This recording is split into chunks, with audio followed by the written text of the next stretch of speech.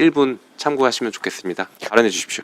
네, 그 자사주를 소각하는 것에 관해서 지금 여러분께서 말씀하신 것 중에서 이익 소각의 경우, 그러니까 배당 가능 이익으로 소각하는 것은 거기에 대해서는 입법 정책적인 거기 때문에 거기에 대해서 특별히 드릴 말씀 없는 것 같고요. 다만 자본 감소를 초래하는 것은 신중을 해야 되지 않느냐. 그러니까 비자발적으로 취득한 자본 어떤 주식을 소각하는 것은 신중해야 된다. 왜냐하게 되면 어떤 회사의 신용 등급을 떨어뜨릴 수 있고 그 결과 어떤 그 금리 인상, 뭐 어떤 이자율 인상 이런 것들을 초래하기 때문에 굉장히 신중해야 되는데 그 말씀을 드리고 싶고, 두 번째는 주주는 이사들보다는 덜 전문성이 떨어집니다. 그런 이유로 인해 가지고 이 어떤 주주총회의 개최 시기를 1년보다는 좀 더 늘려주시는 것이 이사들에게 좀 더 유연하게 대처할 수 있는 길을 열어주지 않는 그런 말씀을 드리고 싶고, 마지막 한 가지 드리게 되면 사내복지기금이나 우리 사주 제도나 그 취지는 같기 때문에 이걸 굳이 어떤 회계 근본주의의 바탕을 두고 달리 볼 필요는 없지 않느냐, 이 말씀을 드리고 싶습니다. 네, 말씀해 주십시오. 김우찬 교수님. 예, 그 주주총회에 동의를 받는 게 굉장히 어렵다고 말씀을 많이 하셨는데요. 입법 예를 말씀드리면은 영국과 독일의 경우에는 자사주의 제3자 처분, 신주의 제3자 발행을 원칙적으로 금지합니다. 신주 인수권을 침해하기 때문에 영국과 독일은 원칙적으로 금지를 하고 있고요. 예외적으로 허용을 하고 있는데 이때 우리나라와 동일하게 주주 동의를 필요로 합니다. 근데 주주 동의가 보통 결의가 아닙니다. 75%의 주주가 동의를 해야 됩니다. 굉장히 엄격한 기준을 갖고 있기 때문에 우리나라 입법례가 너무 엄격하다라는 것은 맞지 않는 것 같습니다. 그리고 회사의 펀더멘털과 무슨 관련이 있느냐, 자사주 소각이 저는 굉장히 관련이 많다고 생각합니다. 원칙적 소각하고 지배권 강화를 위한 목적으로 처분을 못하도록 한다는 것은 결국은 경영자가 주주와 소통할 수밖에 없는 상황을 만드는 거고, 주주와 소통하면서 어떻게 하면 회사와 주주를 위해서 열심히 일할 것이냐를 논의하는 것이기 때문에 이게 결국 회사의 펀더멘털을 올리고 기업 가치를 올리는 일이라고 생각을 합니다.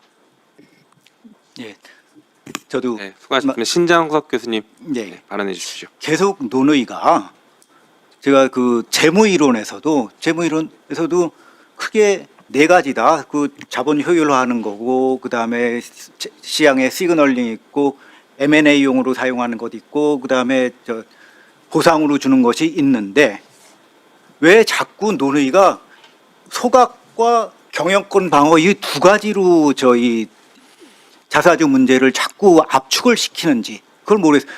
그냥 글로벌하게 시각을 봐서 전체적으로 이렇게 사용을 한다. 그러면 거기서 이 활용하는 부분을 이걸 소각을 해서 없애도록 하는 것이 좋은 거냐, 그리고 활용을 허용하더라도 예외로 요만큼 인정해 주는 것이 과연 좋은 것이냐, 그리고 기본적인 틀에서 한번 생각을 다시 해봐야 되는 것이고, 아까도 반복하지만 그 뭐 신주 배정할 때 그때는 각 나라에서 이건 어느 정도로 그걸 강하게 하느냐는 또 별도의 법입니다. 그런데 그 가능성에 대해서 걱정을 해서 처음부터 다 소각을 하는 원칙으로 한다. 그러면 저는 그것은 기업이 그 활동을 하는데 굉장히 커다란 제약을 주는 것이 아닌가 하는 그런 생각을 갖고 있습니다.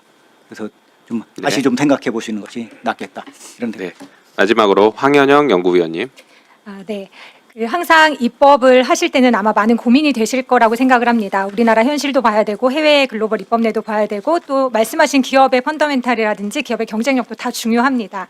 그래서 아마 의원님들 고심이 많으실 텐데 저는 이걸 좀 압축해서 한번 고민해 보셨으면 좋겠습니다. 첫 번째, 왜 이 얘기가 우리나라에서 나왔을까? 자기 주식 소각이라는 이 정도로 강한 얘기가 나올 이유가 뭘까? 이걸 찾기 위해서는 아까 제가 통계를 보여드렸지만 실제 우리 기업들이 그러면 자사주를 어떻게 활용하고 있었나를 좀 봐야 될 것 같습니다. 그리고 그 활용 중에서 현재 상법의 가치와 자본시장의 관점에서, 그리고 글로벌 스탠다드로 봤을 때 괜찮은 활용은 무엇이었나, 임직원 보상 같은 것들. 하지만 상법이 허용하지 않고 있는 신주는 제3자에게 왜 못 주게 합니까? 이게 지배권 강화라든지 이런 거에 우회적으로 활용되기 때문에, 이런 편법적인 것 때문에 막고 있는데, 그런데 자사주는 그걸 활용하고 있는 이 현실을 막기 위해서 이 법이 나온 거거든요. 그리고 지금 현재 나와 있는 개정안들은 그 모든 고민을 잘 담고 있습니다. 그래서 활용 가능한 것들은 열어주되 지금까지 잘못 활용됐던 것들, 이런 것들은 막겠다. 이 점이 개정안 안에 충분히 고민이 반영되어 있기 때문에 우려 목소리도 많지만 이 법안의 내용을 하나하나 보신다면 합리적인 판단을 내리실 수 있을 거라 생각합니다. 이상입니다. 네. 더 이상 질의하실 위원님이 안 계시며 오늘 공청회는 이것으로 마치겠습니다. 오늘 공청회에서 네 분의 진술인으로부터 매우 깊이 있는 의견을 들을 수 있었습니다. 오늘 공청회에서 제시된 의견들은 향후 우리 소위원회가 상법 개정안 심사 시 많은 참고가 되리라고 생각합니다. 오늘 공청회 이후 법사위는 최대한 신속하게 법안 심사를 하고 2월 임시회 중 통과시키도록 하겠습니다. 다시 한번 참석해 주신 진술인들께 감사의 말씀드립니다.